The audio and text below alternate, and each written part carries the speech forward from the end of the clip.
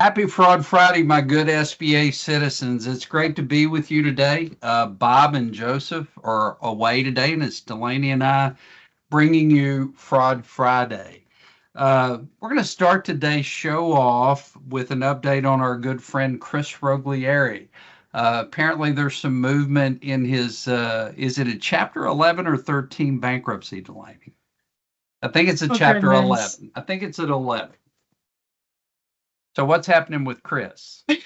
Yeah, I'm sorry. I don't know off the top of my head, but we do have a little bit of an update here. Of course, both the company Prime Capital Ventures and Chris Roglieri personally are going through bankruptcies, and the receiver and the other individual, they managed to reach an agreement to pay off the creditors. There's a term sheet, and they believe they maximized recovery to all the creditors in both bankruptcies. And an attorney from Prime Capital said that a motion for approval of the term sheet will be filed in the near future. Now, regarding his stay in jail, there's no other updates. Well, we'll all be anxious to hear the news on the bankruptcy, because what's important in the Chris Roglieri case, in my view, is those institutions and companies who sent him significant amounts of money to borrow funds, and that money went away. So hopefully many of those will recover as much as possible. So thank you for keeping us updated on Chris, Delaney. I guess the next story is kind of interesting, Delaney. A former SBA employee, what are they doing? And I want to give credit really quickly to Anna. She does such a great job. All of these images that are in these PowerPoints she comes up with. So this is my first time seeing this picture. I always appreciate the pictures. But here we have a story. It is Milena Chapman. She was working at SBA as a disaster relief specialist for 6 months, and she's currently being accused of committing PPP and idle fraud while she was working at SBA. And she took advantage of some other programs in Florida and Miami specifically. They were programs that were supposed to help people affected by the pandemic pay rent. So this first loan, and this one, I'm a bit interested. They're also saying that she defrauded some credit unions, and they did not clarify that this was a PPP or an idle loan. So this might have just been a regular loan to this credit union, but she was applying for Upscale Credit Lounge. She was including Schedule C forms that reported a gross revenue of $103,000 and tentative profit of over $81,000. And there were multiple fraudulent IRS Forms 941. So, of course, they're accusing her that none of this was correct, but she did receive over $17,000 from this one. Only 9 days later, she ended up submitting a PPP application on behalf of another business, claiming there were 4 employees and a monthly payroll of $14,000. Similarly, there were fraudulent documents, and that was approved for about $35,500.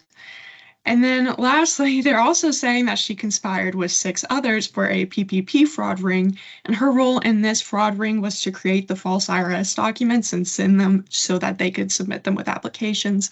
I actually think I've talked about this fraud ring previously. I don't remember all the details, but if anybody does recall that, this would be the SBA employee that was involved in that fraud ring. Well, I think one thing that's interesting about this, during the pandemic, and guys, I was deputy director at SBA back in the Great Recession. And during the Great Recession, we had need for a lot of extra help at SBA, so we hired a lot of contractors. And I would be curious to know, I'm guessing Ms. Chapman probably was a pandemic contractor for SBA when she did this. But it'd be interesting to know, because I see SBA employees involved in pandemic fraud, Delaney, and I'm just wondering, were they a contractor or were they a permanent SBA team member? I definitely imagine that she was a contractor in this case. It says that she was working there from September 2020 through March 2021. Yeah, so very strong possibility. Well, the next story is one that, Delaney, I keep thinking back. There was a picture that I saw online during PPP, And it was a picture of a number of people sitting around a desk. And I'm not going to fully explain what they were doing, but they had laptops and they were working together to apply for fraudulent PPP loans. And they may or may not have been drinking, drugs, and other things involved in that picture. But I saw that picture online, and it was one of those videos that said, "Getting that PPP money." So this story kind of reminds me of that picture. Yeah, there were many fraud rings. I guess teamwork makes the dream work in this case. Here in Roanoke, Virginia, I believe, there were 24 people who were indicted. It was a 142 count indictment because of all these people. Wow. There were a variety of charges: wire fraud, conspiracy to commit wire fraud, money laundering, making false statements, and fraud in relation to an emergency benefits program.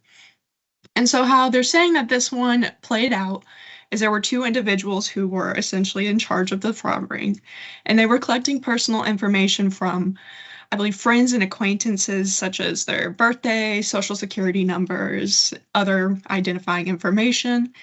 And they told him, hey, we can submit a fraudulent PPP loan application on your behalf. Now, they're saying that some of these people already owned businesses. So, yeah, I'm not so sure. They didn't say anything about inflated numbers or whatnot. They did say that these two fraud ring leaders told these people if they didn't have an established business, for an additional fee, we can create one for you. So these fake businesses obviously did not have actual operations or employees. There were dozens of loan applications, and it resulted in $1.5 million in benefits for all these individuals. And of course, these are all accusations in both the last case and this one. Well, it certainly brings up a couple of things. One, in PPP, a lot of the fraud we hear about is an individual that goes out and inflates numbers, creates fake documents. But in this case, Delaney, it's like the picture I was talking about. You had a whole group of 24 people that were collecting. Actually, this might have been that synthetic, partially that synthetic fraud, Delaney, where some of the information being presented is true and some of it's not true. So it's interesting that there were so many groups, fraud rings per se. Yeah, in this case, 23 have been arrested. One is not arrested yet, but I'm sure as this develops, they'll kind of release more information. So hopefully I can get back to you on that synthetic identity fraud. Yeah, it's kind of interesting because guys, until PPP and Delaney had a story and brought out synthetic fraud, I'm like, what in the world synthetic fraud? Is it some sort of non-cotton material? No, but it's one of those things I was like, what is synthetic fraud? And then I figured out synthetic fraud is when someone uses, and Delaney, correct me if I'm wrong, some factual information with some untrue information to defraud the federal government. So our next story kind of talks about SBA not taking care of their requirements. And there are a couple of things I want you to tell us about this, Delaney, but I have a couple of comments when you're finished. Okay. So first off, SBA charged off over 200,000 PPP loans, totaling about 7.3 billion. And what the OIG was looking for was to assess SBA's guarantee purchase process for these loans. And so they were reviewing SBA's reporting and referring of charged off PPP loans to both commercial credit reporting agencies and the Department of Treasury. And they found that SBA did not report a little under 15,000 loans for just under $1 billion to commercial credit reporting agencies, and then they did not refer 7,550 loans totaling $2.2 billion to Treasury. Yeah, I think the part of this story, there's a report out there on this performance. The first thing that comes up to my mind, Delaney, is I was not aware they reported defaulted PPP debt to credit reporting agencies. So that's certainly a new one. We're going to have a large number of individuals throughout the United States who defaulted on their PPP loans that are going to have pretty nasty credit reports. The other thing that jumps out for me to comment on, SBA participant lenders that are on this call. we are required as SBA lenders to report our SBA 7A loans, the credit information on the business borrower. It's in the SOP 5010 7.1. So it's just an opportunity, Delaney, to remind them that, SBA didn't do their credit reporting requirements. Lenders don't get caught in the same boat. You're supposed to report credit on your SBA borrowers. Yes, and And part of this report was, sorry, I'm gonna break in a little bit.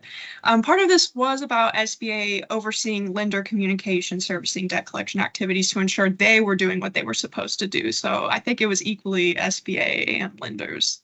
part lender, part SBA. The other thing that jumps out, the loans that did not get reported to Treasury, Delaney, when you look at that number 7,550 for 2.2 billion, I'm assuming this included a lot of larger loans done in 2020 PPP, because the average loan size is about $300,000, which would not mean it's characteristic of the 2021 PPP lending. So the other thing that jumps out, Delaney, is 7,550 loans compared to the total number of guaranteed purchases.